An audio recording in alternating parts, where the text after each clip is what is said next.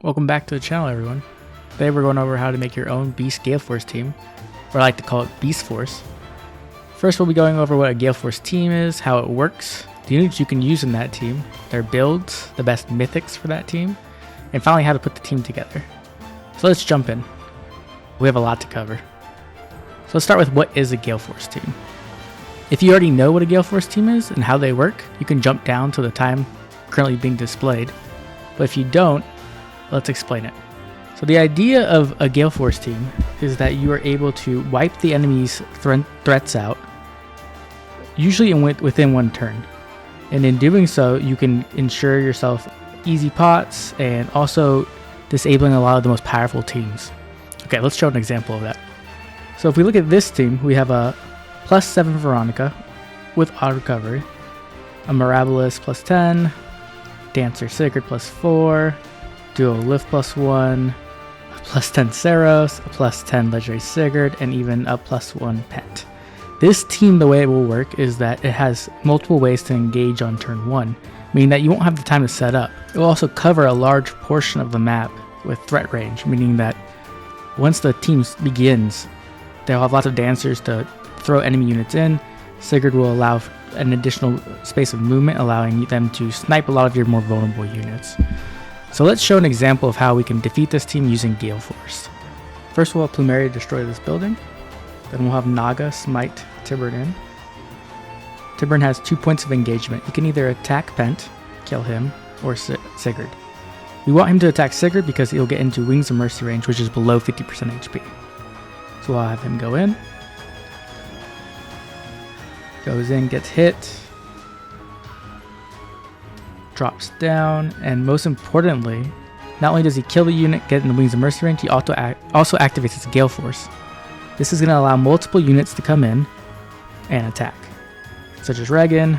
Rafiel could attack, he most likely will dance, and then most importantly Edelgard, who will help clean up this team. Next, after this, we need to constantly check the math, make sure that other units can Galeforce appropriately. In this situation, Edelgard actually loses the attack checks for Heavy Blade, as Sigurd has an additional 6 attack in his weapon, another 7 here, and a lull to help. Same with Pent. So in this situation, we're actually going to remove Pent using Reyson.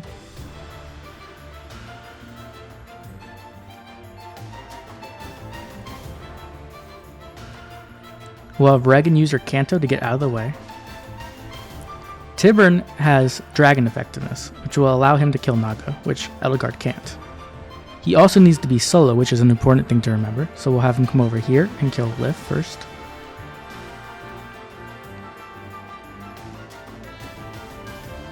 Okay, now that Lif is dead, we're going to actually have Rafiel come in and dance him. This will allow Tibarn to get another action in, and most importantly to position himself so that Edelgard can Wings of Mercy in appropriately. We'll have him destroy Saros with his Dragon Effectiveness from Naga's Sea, Divine Fang.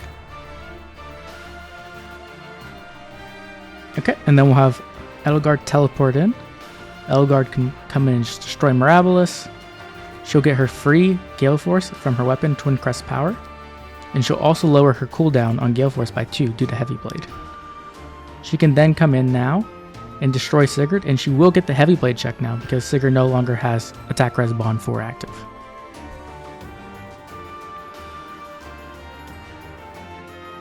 There we go. Whole team dismantled in one turn. At this point now, we can just end turn here and allow the rest of our units to collect the pots, or if we don't need the pots, we can just have Edelgard destroy Veronica.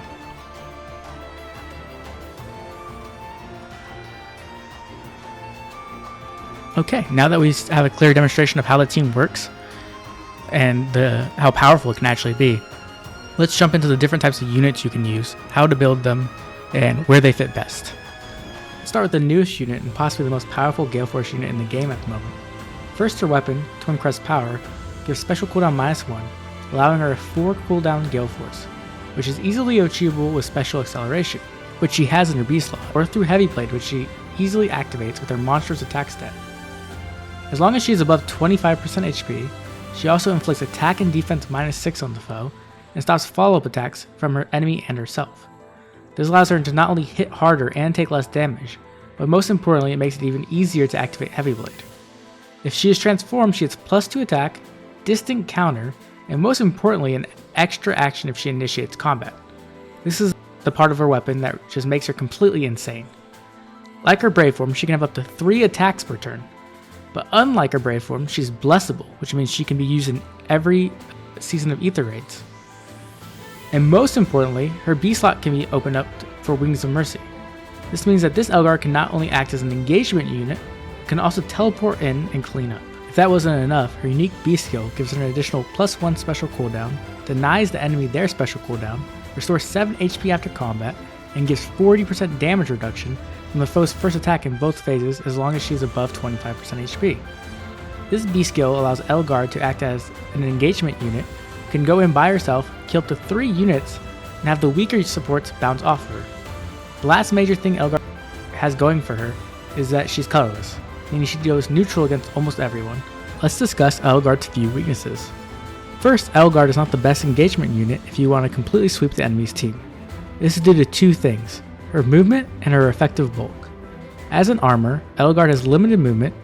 This is somewhat fixed by Armor Stride, but many of the better defense teams will engage turn 1, not allowing you to set up, or they may simply not leave you enough room to set up.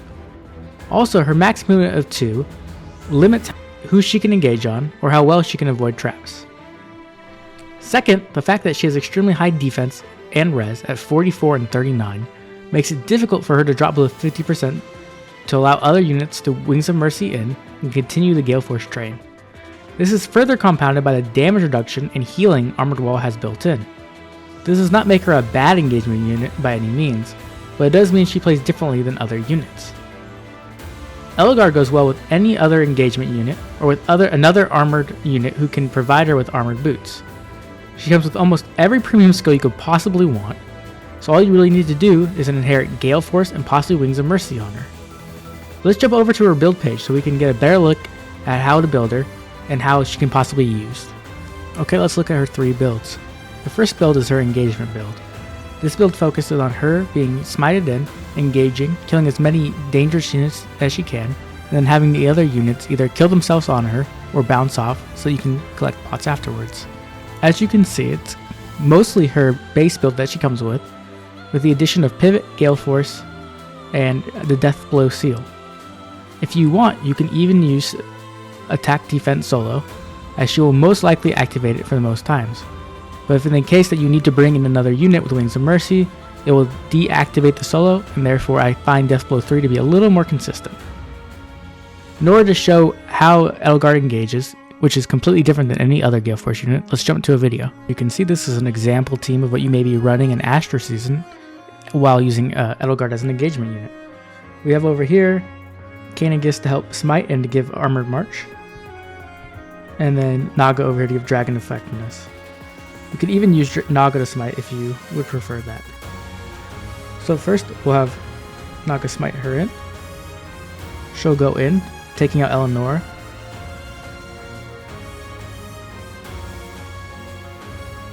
Then we'll take out the next possible threats that are dangerous, which will be Julia. Following Julia with her high attack and auto follow-up could possibly be dangerous, especially because she'll outspeed her and actually activate that. And then we'll take out Saros as well.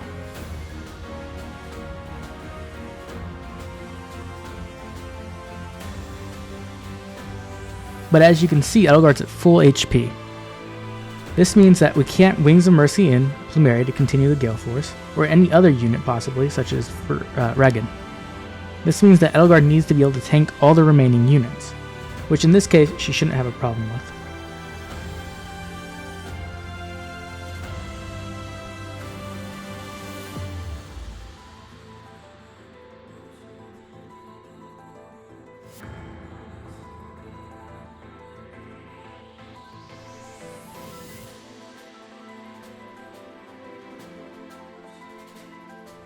As you can see, Dragon Wall is doing a lot of work, not only reducing the damage on that first combat, but most importantly, keeping her health up.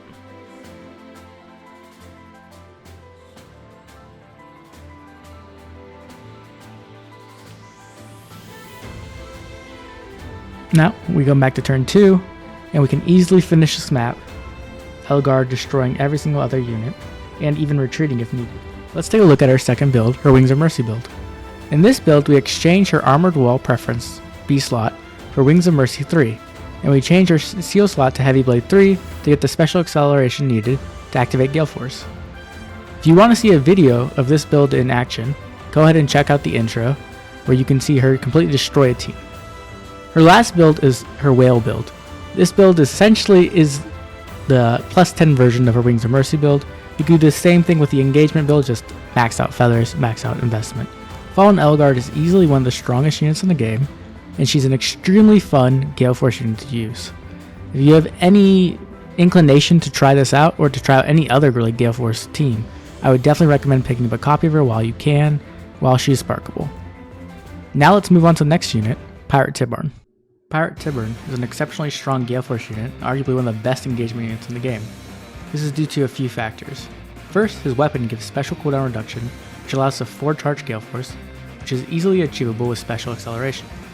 Also, if he is solo, he gains plus 5 attack and inflicts minus 5 attack on the enemy. This means that he can activate Heavy Blade on a unit that has up to 9 more attack than he does, and when you combine that with his high attack, it means that he should be able to easily win most attack checks.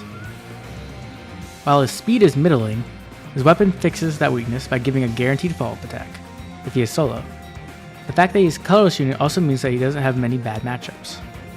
As a Galeforce unit, Tibarn's weaknesses are few, which include low resistance, middling speed, and the solo requirement. These can be problematic if Tibarn needs to double and runs into a high attack dragon, like Saros, or a close counter mage with high attack, who can kill on retaliation. Fortunately, these weaknesses can be patched up with some proper support. The key to a Galeforce team is consistency, and Tibarn's two best partners, Bridal Rafiel and Velouria, offer just that. Rafiel and Velouria's weapons will allow Tibarn to get his Galeforce down to a 2 cooldown with ally support in the proper build. This allows Tibarn to activate his Galeforce after only 1 attack. This means that even if Tibarn one-shots an enemy or is denied his double, he'll be able to start the Galeforce train, which is his job as an engagement unit. When it comes to overcoming problematic dragons like Saros, Naga acts as an amazing support, offering dragon effectiveness through Divine Fang. Pirate Tibarn comes with a few premium skills such as Heavy Blade 4 and even Dive Bomb, though we won't be using Dive Bomb. Unlike Edelgard, though, there are a few premium options out there for him. First is Attack Defense Rhyme, which will make it easier for Pirate Tibarn to activate his Heavy Blade checks and also kill his opponents. Next, we have the new Trace skills. The Trace skills offer Tibarn flexibility and positioning, so you can guarantee that your Wings of Mercy train can come in exactly where they need to. Attack and defense near trace is going to be the best option out of the 2 skills, but speed and defense near trace also does a good job. Now let's check out his builds. The first Pirate Tibarn build is going to be using Rafiel as support. With Rafiel's weapon, we will be able to -1 to Galeforce's special cooldown, and with Quick Impulse we can get it down to 2. It's mostly his base build with Heavy Blade 4 and Attack Smoke, but we switch out Dive Bomb for Desperation 3. This is for a few reasons.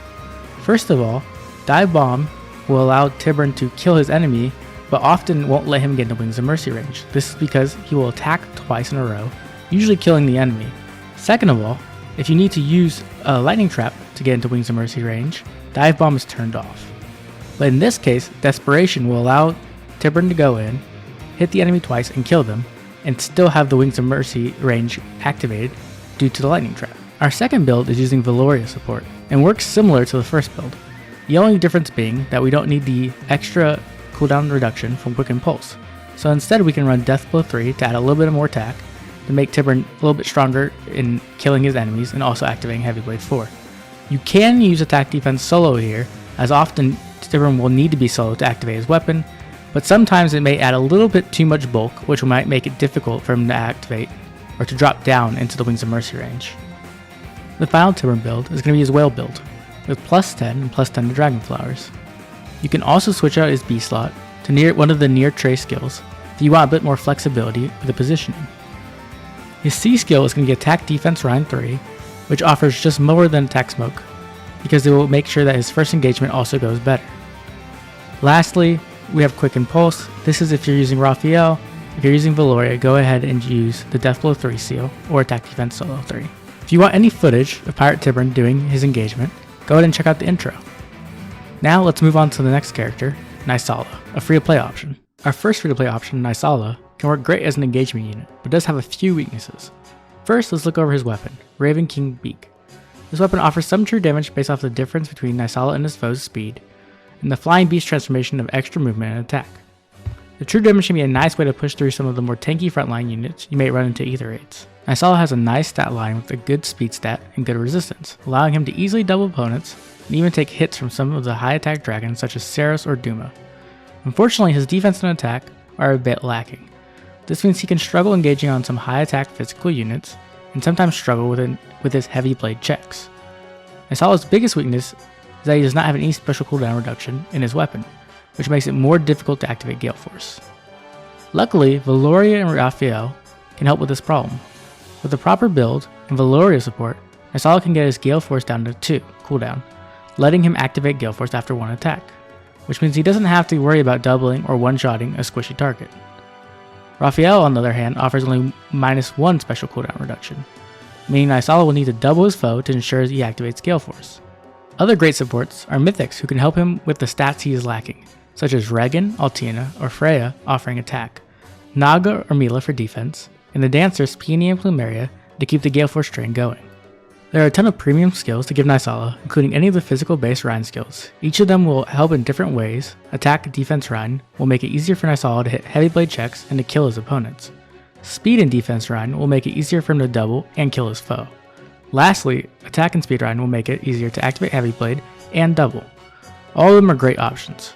For B skills, we have the new Trace skills, and lastly for his A skill, we can give him Heavy Blade 4 for some extra true damage. Unfortunately, Flashing Blade 4 is locked away from flyers for some reason. Now let's take a look at his builds. Naesala's first build is going to be his budget build that he's going to use with Rafiel support. He comes with Swift Barrow 2, which is easy enough. Desperation will allow him to get doubles in if he needs to use a lightning trap, or for some other reason he could lose some HP. Attack Smoke will make it so that it's easier to hit heavy blade checks later on after the first engagement. Remember, this build requires Naesala to hit twice. His second build, with the Velouria support, will allow him to get his Galeforce down to 2 charge, meaning that after only 1 heavy blade check, he has Galeforce up and ready. This is probably the easier build and more consistent build. Finally, we have the third build, which is Naesala's Whale build. But in reality, this is actually very achievable as a free-to-play player, due to him being a Grail unit. We do have some premium fodder though. Heavy Blade 4 is going to add some true damage, making it so that Naesala can get through some of the tougher tanks. Desperation will allow him to get the doubles in if he has to activate a lightning trap. Attack Speed Rhine will help with the heavy blade checks and also make sure that he can double. This is the Velouria version, which is more consistent. If you're using Rafiel, just switch his seal to heavy blade instead. Now let's move on to our next unit. Next we have the normal version of Tibarn, who is a bit weaker than his pirate version, but still an excellent engagement unit. Tibarn's weapon, Hawk King Claw, gives an additional +3 to attack, the Flying Beast transformation of extra movement and attack, and a follow-up attack if the opponent is at 100% HP. While Tibarn has great attack, defense, and movement, he struggles as a Galeforce unit for a couple of reasons. First, he has no special cooldown reduction, which means he can struggle to activate Galeforce in one engagement consistently. Most importantly, his auto follow-up is tied to the enemy's HP. This can be problematic in Aether Raids due to the lightning bolt trap often lowering enemies' HP. This means for Tibarn to be as effective as possible, he's going to need some support. Just like many of the units you will see in this video, his best supports are going to be Bridal Rafiel and Velouria, especially Velouria, who can help to fix his cooldown problem. Unfortunately, unlike Naesala, Tibarn doesn't have the speed to double naturally, so Rafiel isn't going to be quite as effective on him.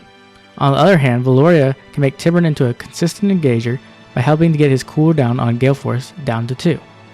When it comes to premium skills, Tibarn is going to want Attack Defense Rhine, possibly Heavy Blade 4 depending on his support, and the Near Trace skills can help with controlling where the Wings of Mercy train begins. Let's take a look at his builds. Tibarn's first build is going to be using Rafiel's support. In this build, he'll be using Sturdy Impact and Heavy Blade 3. This means that he needs to double, which is going to be sometimes difficult to do, so this build tends to be kind of inconsistent. Also, Sturdy Impact can make him a little bit too bulky, meaning that he won't be able to drop in Wings of Mercy range as easy. The second build, the Velouria support build, is the build I would recommend going with, if possible. You put Heavy Blade 3 into his A slot, and Quick Impulse into his Seal slot. This allows for a 2 cooldown Galeforce. This build allows Tibarn to engage easily, activate Galeforce, and usually get into the Wings of Mercy range quite easily. His final build is his Whale build. with plus 10 and plus 10 to Dragon Flowers. We have some premium fodder of Heavy Blade 4, one of the near trace skills in the B slot, allowing him to position himself well, and Attack Defense Rhine in his C slot, allowing him to get easier Heavy Blades and also to kill opponents easier. We have Quick Impulse in his CO slot, assuming that you're using Velouria support. If not, you can switch it up and put Heavy Blade in his seal slot, and then choose a different A skill, such as Sturdy Impact, Death Blow 4, or anything else really that gives some attack. Now let's move on to our next unit. Our next unit is going to be Velouria, one of the most powerful supports in any Galeforce team, and one of the key units in Beastforce. Velouria is a powerful support not only due to the fact her weapon reduces the cooldown of her Galeforce, but also her ally supports. To add to that, she is also an excellent Galeforcer herself, meaning she can not only support but also help to sweep the enemy team. Velouria has a solid attack and speed stat, access to Times Pulse, and can even be infantry pulsed. While Velouria is one of the best units in any Galeforce team, she does have one major weakness. Her weapon gives plus 3 speed instead of reducing special cooldown. This means that naturally she will have a 3 cooldown Galeforce. Luckily this can be easily fixed with the proper build. Velouria is a very versatile unit and works well with many partners such as Pirate Tibarn, Naesala, Normal Tibarn, Years Selkie, and Freyja. As an infantry, she doesn't have the best movement to act as an engagement unit, so it is best she is matched with a unit who can fulfill that role for her. When it comes to fodder, Velouria has a multitude of options as an infantry unit, like Flashing Blade 4 to help with her special acceleration, Times Pulse to reduce her Galeforce cooldown, Odd Tempest to help with mobility, or even Infantry Pulse that further help reduce the cooldown of Galeforce for other infantry units on her team. Let's take a look at the many builds Velouria can run. Velouria's first build is going to be her budget build, simply putting Swift Sparrow 2, Wings of Mercy 3, Attack Smoke to help for further Galeforcing, and Flashing Blade for some special acceleration. With this build, she's going to need to hit twice though to activate Galeforce. Therefore it can be a little bit inconsistent. Her second build is going to be using Flashing Blade 3 in the A slot and Quick Impulse in the Steel slot. This will allow for a 2 cooldown Galeforce, but in turn she does lose a bit of power. This can be made up with some mythics that can help with speed and attack. Lastly is going to be an Infantry Pulse build. This build is meant if you have any other infantry Galeforcers on your team. This way she can help reduce the cooldown of Galeforce by up to 3 instead of just 2. The fourth build is going to be a bit more premium. We're going to have Swift Sparrow 3 in the A slot, Wings of Mercy still in the B slot, but by having Times Pulse in the C slot, we open up her seal to put Flashing Blade 3. This will allow for a 2 cooldown Galeforce, while still being able to pack some more power. The fifth build is going to be your engagement build, just in case you don't have any units who can engage for you. We'll have Flashing Blade 4 in the A slot for special acceleration. We'll switch out Wings of Mercy for Desperation 3. This will help in situations when you need to smite her onto a lightning trap, and will still allow her to kill the target she engages on by doubling. Odd Tempest will help with movement, allowing her a little more versatility for where she engages, and Quick Impulse will bring her Galeforce down to 2 cooldown, allowing her to only have to hit once to activate Galeforce. The final build will be your Whale build, with her at plus 10 with plus 10 Dragon Flowers. We have Attack Speed Push 4 for the 7 attack and speed, Wings of Mercy 3, Times Pulse to keep her Galeforce cooldown low, and Flashing Blade to help with the acceleration. Now let's move on to the next unit. Our next unit is going to be Bridal Rafiel, who offers similar support to Velouria, but also the powerful skill Sing. Rafiel's weapon allows him to reduce special cooldown of his ally support by 1, which works well with units who already have special cooldown reduction built into their weapon. He also offers his ability to Sing, allowing Galeforce units to get another action or even position themselves better. As an infantry unit, he also has access to Times Pulse and Infantry Pulse, which means he can actually Galeforce too. This means in an ideal situation, Rafiel can Wings of Mercy in, kill a unit, activate Galeforce, then dance one of your other units, continuing the Galeforce train. Unfortunately, this ideal situation isn't easy to pull off. This is due to a few reasons. First, Rafiel has an abysmal attack stat, meaning he can struggle to kill units, even some of the squishy ones. Second, his speed stat is middling, which means he can struggle to activate Flashing Blade and Double, which are both necessary to activate his Galeforce. Rafiel works well with any Galeforce unit, but is exceptionally well with units who have a way of reducing their own Galeforce, such as Pirate Tibarn, Years Selkie, or Yarne. When it comes to premium fodder, Rafiel doesn't need anything for his basic builds, but if you would like to have Rafiel Galeforcing, then you can inherit skills such as Flashing Blade 4, Times Pulse, even infantry pulls to help other infantry units with their Galeforce cooldown. Now let's check some of his builds out. Rafiel's first build is going to be his basic dancer build. As you can see, we put Fury 3 on, just for a little bit more stats and bulk. We put Wings of Mercy in, so he can jump in and help dance. And then we have Drive Attack in his C slot and Seal. If you have Goad Beast and are using him only on a Beast team, then that could be good as well. His second build, his budget Galeforce build, still has a bit of premium fodder on it. Attack Speed Bond is great because every time he won't be engaging, he'll be Wings of Mercy in, so he'll always be able to activate that Attack Speed Bond 3. Times Pulse is definitely not budget, but it is necessary to help him in Galeforce. And then Flashing Blade will help with the special acceleration. His final build, his Whale build, has him at plus 10 with plus 10 Dragon Flowers. We have Attack Speed push 4 in the A slot for the 7 attack and speed, Wings of Mercy 3 so he can teleport in, Times Pulse to get his Galeforce down to 4 cooldown, and then Flashing Blade for the special acceleration to allow him to actually activate it. Now let's move on to the next unit. Our first Mythic unit to discuss is Freyja, who not only works as a great Galeforcer but also helps the team by giving an additional 3 attack. Freyja is another one of those overloaded units similar to Fallen Edelgard, so let's take our time and start with her weapon. First, her weapon offers 3 speed, speed-based damage reduction, distant counter, and if she is transformed she gets an additional plus 2 attack and a mini impact skill, which inflicts minus 4 attack and defense, and the foe cannot make a follow-up attack. Her unique B slot, Binding Necklace, also gives plus 2 to all stats and inflicts minus 2 to all stats on the enemy if she's solo. And if that wasn't enough, it steals the buffs from enemies such as Hones or Fortifies. Freyja also works extremely well because she also acts as one of the 2 to 3 mythics you will need on your team to ensure you score well. As a beast herself, she also makes it more easy to position your units so that all necessary units can transform. She also has excellent movement, allowing her to act as an engagement unit, and a great stat line, granting her the attack and speed to ensure she can double and kill enemies. Her lower bulk is made up due to the damage reduction built into her weapon. Freyja's few weaknesses include not having special cooldown reduction built into her weapon, and the fact she does not receive stats from other mythic units. But they aren't enough to keep her from being a fantastic part of any Galeforce team. Freyja's 2 best partners are, you guessed it, Velouria and Bridal Rafiel. With a proper build, Velouria can help Freyja get her Galeforce down to 2 cooldown, and Rafiel can help reduce it by 1, so you don't have to run Quicken Pulse. When it comes to premium skills, Freyja comes with quite the loaded kit. But depending on what support you need, you might need to switch out her A slot. If you're going with Rafiel, you're going to need to double, so that means you can keep her A slot, but if you want, you could switch it to Swift Soar 3 or Attack Speed Push 4 for a little more consistency. But if you're going with Velouria, then you're going to need to switch out her A slot for Heavy Blade. If you want to go premium, you can get Heavy Blade 4. Now let's check out her builds.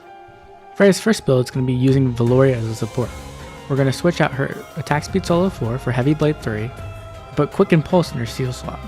This will allow for a 2 cooldown Galeforce, and make it much more consistent. Her second build with Rafiel is going to simply keep her A slot and put Heavy Blade in as a seal. She'll need a double with this build in order to activate Galeforce. Her final build is her Whale build, with plus 10 and plus 5 to Dragon Flowers. We have Heavy Blade 4 in the A slot, giving that little extra true damage to hammer through some strong tanks, and Quicken Pulse to ensure that her cooldown for Galeforce is at 2. Now let's check out the next unit. Let's continue the trend of cavalry units with Yarne. Yarne is an interesting unit that was built to Galeforce. His weapon gives him plus 3 to speed, effectiveness against cavalry, and if he is below 75% HP after combat, he gets minus 2 to his special cooldown. If he is transformed, he gets the Beast Cavalry bonus of a mini impact that inflicts minus 4 attack and defense, and the foe cannot make a follow-up attack.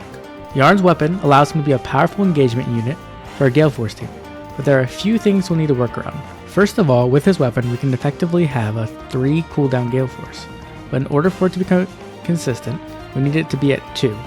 This is where his best support, Bridal Rafiel, comes into play, or a Quicken Pulse seal. The second matter is that we need Yarne to be below 75% HP after engaging. This can be done in one of 2 ways. First, we smite Yarne onto a Bull Trap, which should do enough damage to lower him to 75%. Or 2, we have him engage and he needs to take a single hit from the enemy. This can make his Galeforce a bit inconsistent, because he may one-shot his enemy, or die to a counterattack before his second attack connects. Even with these weaknesses though, Yarne can definitely fulfill the role of engagement unit with the proper builds, mythics, and supports. When it comes to premium fodder, Yarne has a good amount of options. Depending on his build, he can have Attack Speed Push 4, Swift Sparrow 3, Heavy Blade 4, and even the lull skills due to him being a cavalry unit. Next, let's look at his builds and see how these skills can be utilized. Yarne's first build is going to be him with no support. In this build, he's going to need to run Heavy Blade 3 for special acceleration in his A slot, and he's going to need Quick Impulse in his Seal slot to ensure he'll have a 2 cooldown Galeforce. He has Desperation in his B slot just in case he needs it to double after dropping below 75% HP. His second build is going to be his more consistent build with Rafiel support. He's Attack Speed Solo 3 in his A slot, which he comes with, Desperation, Attack Smoke to make future Heavy Blade checks easier, and then Heavy Blade 3 in his Seal slot for special acceleration. His final build is going to be his Whale build, where he's at plus 10 with plus 10 Dragon Flowers, Attack Speed Push 4 for the 7 attack and speed, Low Attack Speed 3 to make his Heavy Blade checks easier and for him to double as well, then Heavy Blade 3 in his Seal for that special acceleration. Let's check out the next unit. The final cavalry unit we will be going over is Years Selkie. Years Selkie is an interesting choice for an engagement unit, but she can fulfill the role with proper support units, mythics, and build. Selkie's weapon has a built-in special cooldown reduction, allowing for a 4 cooldown Galeforce. She has resistance-based damage reduction, resistance-based true damage, and the cavalry transformation bonus of a mini impact that inflicts -4 attack and defense and denies follow-up attacks. Selkie's major advantage are being colorless, meaning she matches up neutrally against most units, and the cooldown reduction built into her weapon. The true damage in her weapon will help punch through some walls, but her low attack and defense tends to hold her back. Selkie can often struggle to kill enemies she engages on, survive physical counterattacks, or even win heavy blade checks. Velouria and Rafiel can help lower her Galeforce cooldown to ensure more consistent Galeforces with the proper builds. Even so, I find that Selkie may be a bit underwhelming as an engagement unit, especially when you compare her to other engagement units such as Pirate Tibarn or Freyja. As for premium skills, Selkie may need quite a few to be able to compete. Options for her A skill include Attack Speed Push 4, Swift Sparrow 3, and she can even make great use of lull skills in her B slot to help with her lower attack. Years Selkie's first build relies on Velouria support. We have Fury 3 in the A slot to give that extra bulk that she may need to survive a counterattack. Desperation 3 will allow her to possibly double after jumping into a lightning trap or possibly taking damage. Attack Smoke helps for future Heavy Blade checks, and Heavy Blade helps with the special acceleration. Her second build uses Rafiel support. We have Heavy Blade 3 in her A slot, Desperation for the Bolt Traps, and Quick Impulse to help get that 2 cooldown Galeforce. This build is a little bit difficult to pull off because she has no A slot that helps with her attack. Her last build is going to be her Whale build, with her at plus 10 and plus 10 Dragon Flowers. We have Attack Speed Push 4 in the A slot to give that a 7 attack and speed, Low Attack Speed 3 to lower the attack and speed of the enemy and to nullify their bonuses to them. This will help with Heavy Blade checks, and Heavy Blade 3 in the Steel slot to help with special acceleration. Overall, Years Selkie can fulfill the engagement role, but she's going to need some extra investment and some extra premium skills to make up for some of her lacking stats. Our final unit we will be going over is Reyson. Reyson is a great free-to-play support unit who can fit into any Beast Galeforce team. His weapon can be a bit anti-synergistic with its healing, causing some units to fall out of Wings of Mercy range, but the extra movement allows him to reach many of our Galeforce units even from the back line. As a Galeforce unit himself, he struggles due to his low attack stat, which can make it difficult to win heavy blade checks, and his lack of special acceleration. His bolt can also be problematic if he needs to Galeforce off a high attack unit. Reyson works well with almost any engagement unit from the likes of Pirate Tibarn, Naesala, Normal Tibarn, Years Selkie, and even Freyja, to name a few. Reyson has a decent amount of premium skills he can inherit, though in his Galeforce build, he will be required to run Heavy Blade in his A slot for special acceleration. When it comes to his C slot, he has a multitude of Rhine skills to choose from, each offering their own merits to help him support and Galeforce. Reyson's first build is going to use Buff Support build, which uses Fortified and Honed Beast to help boost some of the unit stats. It can be great to help some of those units who need the extra little boost, but it can also be problematic if the unit can no longer drop in the Wings of Mercy range, so you need to be careful. In that case, you can drop Fortified Beast and put in Drive Attack too, just to help out a little bit more. His second build is a Drive Support build. This is best when you're using units who may not be Beast, or if the enemy is running a Panic Manor or other panic debuffs. The Drive build will be a little bit more safe to make sure that you never get panicked, even if you do wipe out the team in one turn. The final build is the Whale build. but realistically this is quite achievable even for free-to-play, considering that Reyson exists in the 3 and 4 star pool. Heavy Blade 4 is quite the premium skill in his A slot, but it will help him with his true damage to get through some of the more bulky units. Attack Speed Rhine will help him win Heavy Blade checks and also to double, and then Quick Impulse will allow him to have a 4 cooldown Galeforce. Just remember that you only get 1 Quick Impulse, so if you need this on your engagement unit, do not run Reyson as a Galeforce unit. Depending on what mythics you run with Reyson, you can choose which asset works best. Altina and Regan can help with this attack, and in that case you can run a Speed IV. But in the case that you have mythics who give speed, attack may help, just to get the extra insurance to hit the Heavy Blade checks. Next we'll be going over the mythic heroes, their strengths and weaknesses, and which ones would fit best on your teams. The first Astra mythic we'll be going over is Naga. On this team, Naga is an extremely powerful support that can help to overcome some of the most annoying teams. Naga's first major benefit is that she's a dragon. This means that your beast units will be able to transform when she is next to them. This might sound like a minor benefit, but due to the large threat range enemy teams often have, you may not have much space to position or set up your units. Her second major boon is her preference C skill Divine Fang, which gives dragon effectiveness to any unit she is adjacent to at the beginning of each turn. This is a useful buff which will allow many of your Galeforce units to punch through the bulky dragons that are prominent in Aether Raids defense, such as Saros and Duma. Her best role in the team would be as a smite bot, throwing your engagement unit deep into the enemy team. A variety of builds can work on her. Personally, I like to use an attack boosting link skill on her to help give that boost to your engagement unit, and life and death in her A slot to help soak some of the bright shrines. Our second Astra mythic is going to be Plumeria, who can act as a wonderful support in the form of a dancer. Unlike Naga, Plumeria is not going to be able to help any of your beasts to transform, but she can help to continue the Galeforce train by jumping in with Wings of Mercy and dancing. This is an important role because it will help with the consistency of your Galeforces, your ability to position better, and your ability to corner ranged units. If that wasn't enough, Plumeria has a preference stance that grants attack, speed, defense, and res +3 to the ally being danced, while also debuffing the nearest foe by 4 to all stats. This can often swing matchups to your advantage, allowing your Galeforces to win Heavy Blade checks or even kill foes. Her mythic buff can also be impactful due to it giving +4 to speed. This means if you are using units who are reliant on doubles or flashing blade, this will be a great way to perform better. The third mythic is going to be Regan. Simply put, Regan will always be on your team if you have her, well until they release another Astra mythic who opens the additional slot.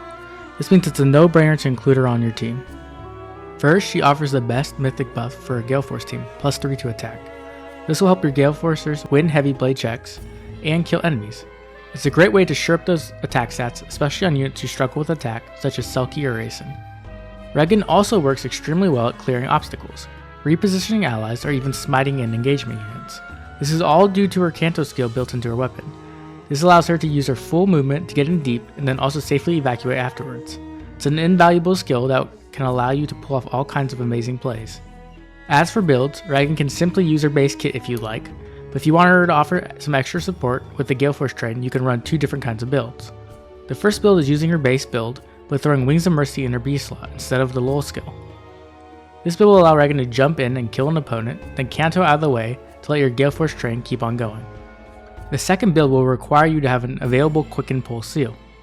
You change Regan's A slot to Heavy Blade, then Wings of Mercy in her B slot, Quick Impulse in her seal, then slap Galeforce on her.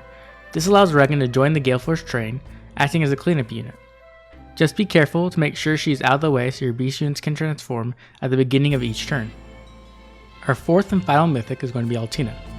Unfortunately, Altina does not quite offer as much help as the other Astra mythics. While she does give the best mythic buff for Galeforce +3 to attack, she is not a dragon help transformation, she has no ability to dance, and no Canto to help with cool plays. She can play essentially 2 roles, Smite Boss or Galeforcer. This is due to the fact she is not a dragon or beast, so positioning her so she can smite can be difficult. Her second build is similar to Regan's last build. You change Altina's A slot to Heavy Blade, then Wings of Mercy in her B, Quick Impulse in her seal, and then slap Galeforce on her. This allows Altina to join the Galeforce train, acting as a cleanup unit. Just be careful to make sure she is out of the way so your beast units can transform at the beginning of the turn. Let's move on to light mythics. Our first light mythic is going to be Milo. Milo is an all-star on this team. She's a dragon which will allow our units to transform easier. Her weapon gives +2 to all stats to all allies within 7 rows and 7 columns of her. Most importantly though, she offers isolation. Isolation will stop all kind of turn 1 teams such as Restore and Dance traps, as long as they don't have an auto recovery user. This often will allow your Galeforce team to have more time to set up, which can be invaluable. As for builds, I would recommend stacking as much defense on her as possible to ensure that her isolation is as effective as possible. Our second mythic is going to be Peony. Just like Plumeria, Peony will act as an amazing support for this team, offering the ability to dance. She also has a preference dance that will grant +3 to all stats to the unit danced, Peony, and even all units in cardinal directions. This dance also grants the formation buff, which will allow units to move to a space adjacent to allies within 2 spaces. With proper planning, this dance can allow for all kinds of crazy plays. If that wasn't enough, Peony can also offer even more stats. Her weapon will grant an ally in a cardinal direction, +3 to attack and speed, and her mythic buff offers +4 to speed as well. Peony is easily one of the best dancers in the entire game, and she works well on any Galeforce team. The only thing to look out for with Peony is that she isn't a beast or dragon, so she needs to be positioned carefully in order to avoid stopping transformations. When it comes to builds, she can literally use whatever build you would like, as long as she has Wings of Mercy. Personally, I like to pack her full of movement skills, such as Aerobatics, Guidance, Flyer Formation, or even Flyer Guidance. Our third mythic is going to be Freyja. We already went over Freyja extensively earlier, so I won't say too much. The only thing I wanted to note is that Freyja can fill 2 roles at the same time, which will make your Galeforce team much more flexible. We will go over that a bit more when we go over team composition. Our fourth mythic is going to be Dagger. Just like Regan, Dagger will always be on your team if you have her, until they release another slot adding light mythic. Unfortunately, Dagger isn't quite as useful as Regan. She has infantry movement, which doesn't allow for fancy repositions or smites. Pathfinder is a cool ability, but it can be difficult to use, and especially so with Beast, who can't stand next to her at the beginning of each turn.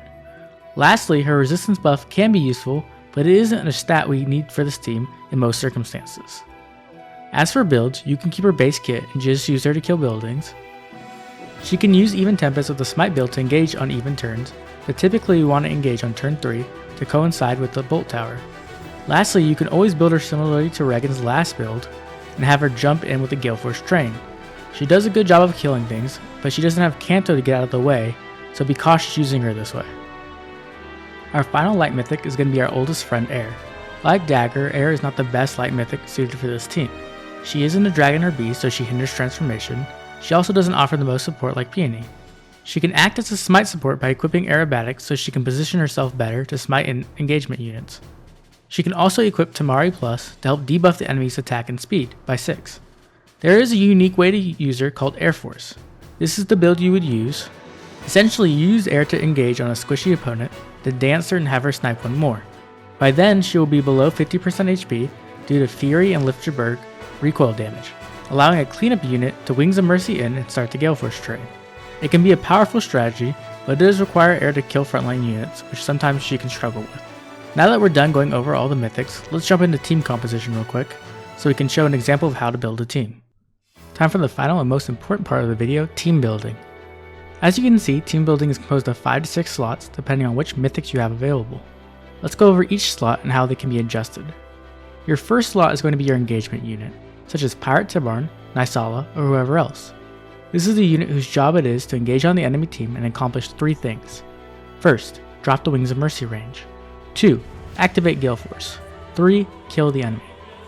Dropping the Wings of Mercy range is definitely the most important of these 3 things, because it will allow the train to continue. Once you have chosen the unit, we move to slot 2. Slot 2 is going to be your cleanup unit, as I like to put it. This is the unit who's going to jump in with Wings of Mercy, kill a unit, proc Galeforce, and kill another unit. Some examples of the units who can fulfill this role are Fallen Edelgard, Velouria, and Regan. Slot 3 is the flex slot. The flex slot is the most interesting slot on the team because it can be filled with several different roles. First of all, it will be where you place your bonus unit for the week, if you do not have a mythic who can fulfill that role for you. If you do have a mythic who can act as a bonus unit, then you can add in another support unit to help, such as Bridal Rafiel or Reyson.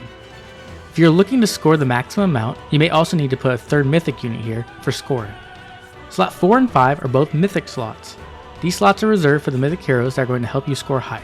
The final slot is going to be filled by Regan or Dagger if you have them, and depending on what season it is. At times you may need to readjust your slots around if Regan or Dagger are the bonus unit for that week. Now that we have gone over all the slots, let's talk about how you can make your team more flexible and get the most out of it.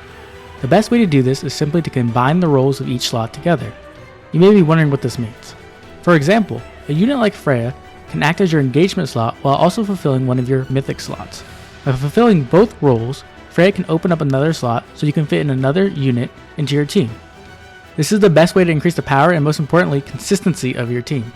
Another example of this could be using Reyson as your cleanup unit using the Galeforce build I showed. By doing this, we once again combine the cleanup slot with the mythic slot. On certain weeks, you can even combine 3 slots into one by having a mythic unit such as Reyson or Freyja take up the engagement or cleanup slot, the bonus slot, and the mythic slot. On weeks like this, you can create a powerful team with lots of supports. The last thing I want to mention when composing a team is to make sure you have enough beasts or dragons on the team. The last thing you want is for your beast units to be unable to transform. This is why I consider Naga, Milla, and Freyja as the best mythic units for the team. You want at the very least 3 dragons or beasts on the team. This is due to the amount of room available on the map. Another good thing to do is to run less buildings on offense, such as only the fort, escape rope, and the bonus building. I always bring the bolt tower with me as well, but that's a preference. Okay everyone, this is going to be the end of the video. If you watched this far, thank you so much for watching. You have no idea how much that means to me. If you enjoyed the video, please drop a like and subscribe down below. I do Aether Raids content almost every day, and if you want to see my Beastforce team in action, slaying some whales, check out the video in the top right. Thanks for watching, and I'll catch everyone later.